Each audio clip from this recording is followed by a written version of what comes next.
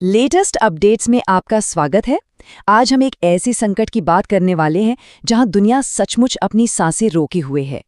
एक तरफ शांति की एक बहुत ही नाजुक सी उम्मीद है और दूसरी तरफ सिर्फ 48 घंटे की एक खतरनाक डेडलाइन।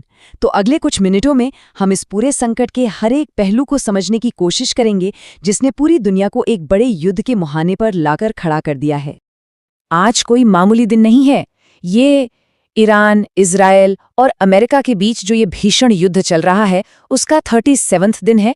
और आप जानते हैं, हर गुजरते दिन के साथ हालात और ज्यादा संगीन होते जा रहे हैं। पूरा का पूरा पश्चिमी एशिया इस वक्त जैसे युद्ध की आग में जल रहा है। आसमान में मिसाइलें गरज रही हैं, शहर के शहर तबाह हो रहे हैं और हर हमले का जवाब एक और बड़े हमले से दिया जा रहा है। ये एक ऐसा चक्र है जो इस संघर्ष को एक कभी न खत्म होने वाले अंधेरे की तरफ धकेल रहा है। और यहीं पर आकर ये संकट बहुत अजीब हो जाता है।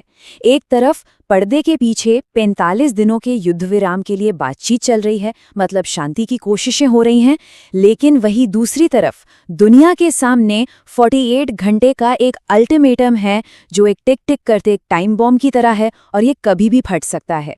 डोनाल्ड ट्रंप ने साफ साफ एक लकीर खींच दी है। मंगलवार रात 8 बजे तक का वक्त है।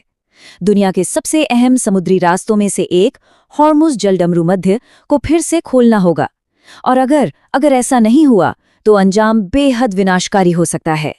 लेकिन इन देशों की इस बड़ी जियोपॉलिटिकल शतरंज की बिसात के बीच एक ऐसी पर्सनल कहानी सामने आई है जो हमें युद्ध की असली मानवीय कीमत दिखाती है।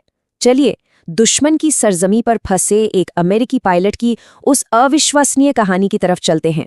जरा सोच कर देखिए, आपका विमान दुश्मन के इलाके में क्रैश हो गया है और आप वहां बिल्कुल अकेले हैं।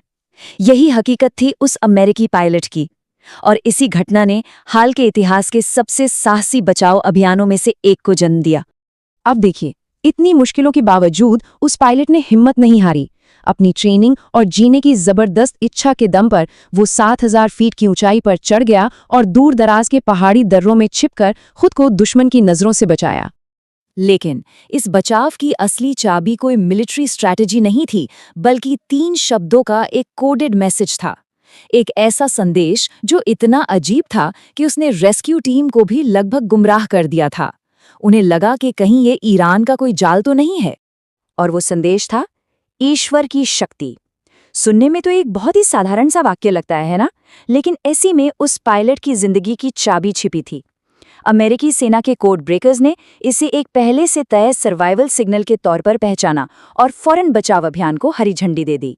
इसके बाद जो हुआ वो कमाल के कोऑर्डिनेशन की एक मिसाल थी। पायलट ने सिग्नल भेजा, सेना ने उसे डिकोड किया और फिर एक बहुत ही साहसी मिशन के जरिए उसे वहां से सुरक्षित बाहर निकाल लिया गया। ये वाकई में इंसानी जज्बे और हिम्मत का जीता जागता सबूत था। पायलट की कहानी यकीनन उम्मीद की एक किरण है, लेकिन यह संघर्ष की बड़ी तस्वीर से हमारा ध्यान नहीं भटका सकती। सच तो ये है कि इस युद्ध के झटके मध्य पूर्व से हजारों मील दूर तक महसूस किए जा रहे हैं। पूरी दुनिया में सप्लाई चेन्स टूट रही हैं, मतलब जरूरी चीजों की भारी कमी हो रही है और कीमतें तो आसमान छू रही हैं। इसका सीधा असर हम सब पर, दुनिया भर के आम लोगों की जिंदगी पर पड़ रहा है। इसका एक छोटा सा उदाहरण भारत में देखिए। कोल्ड स्टोरेज के लिए जो एक अमोनिया सिलेंडर जरूरी होता है ना, उसकी कीमत 2 गुने से भी ज्यादा हो गई है। 7,200 रुपए से बढ़कर सीधा 15,000 रुपए।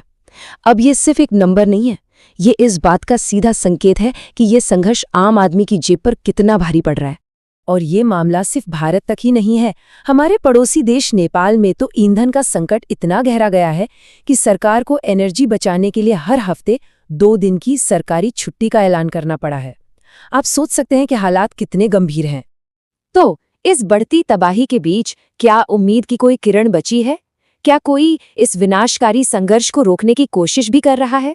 चलिए अब जरा डिप्लोमैटिक फ्रंट पर नजर डालते हैं कि वहां क्या हो रहा है। पाकिस्तान ने एक पहल की है और इस्लामाबाद समझौते नाम की एक शांति योजना सामने रखी है। ये एक 2 फेज डील है। पहला, फौरन युद्ध विराम और फिर उसके 15 से 20 दिनों के अंदर एक परमानेंट समझौता।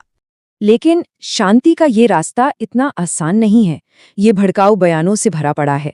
एक ईरानी प्रतिनिधि ने तो ट्रंप को सीधे सीधे चेतावनी दी है कि अगर एक कट्टरपंथी नजरिया अपनाया गया तो पूरा पश्चिमी एशिया आग की लपटों में घिर जाएगा। और इस पूरे तनाव को और ज्यादा रहस्यमय बनाने के लिए अमेरिका ने सैटेलाइट कंपनियों को इस इलाके की तस्वीरें पब्लिक में शेयर करने से रोक दिया है। ये एक तरह का इन्फॉर्मेशन ब्लैकआउट है जो सिर्फ कंफ्यूजन और अनिश्चितता को और बढ़ा रहा है। तो कुल मिलाकर हम आज एक ऐसे मोड़ पर आ खड़े हुए हैं जहां से दो बिल्कुल अलग रास्ते निकलते हैं। एक रास्ता सीधे युद्ध की तरफ जाता है और दूसरा शांति की ओर। और पूरी दुनिया सांस रोककर बस यही देख रही है कि आखिर कौन सा रास्ता चुना जाएगा। एक अल्टीमेटम की मियाद खत्म होने वाली है, एक शांति समझौता मेज पर रखा है। मध्य पूर्व और पूरी दुनिया के लिए आगे क्या होगा, ये एक ऐसा सवाल है जिसका जवाब हमें बहुत जल्द मिल जाएगा। हमारे साथ इस पूरी पड़ताल में बने रहने के लिए आपका बहुत बहुत धन्यवाद। आपका सपोर्ट ही हमें ऐसी और जानकारी आप तक लाने की ताकत देता है। तो ताज़ा जानकारी से जुड़े रहने के लिए लेटेस्ट अपडेट्स को सब्सक्राइब करना न भूलें।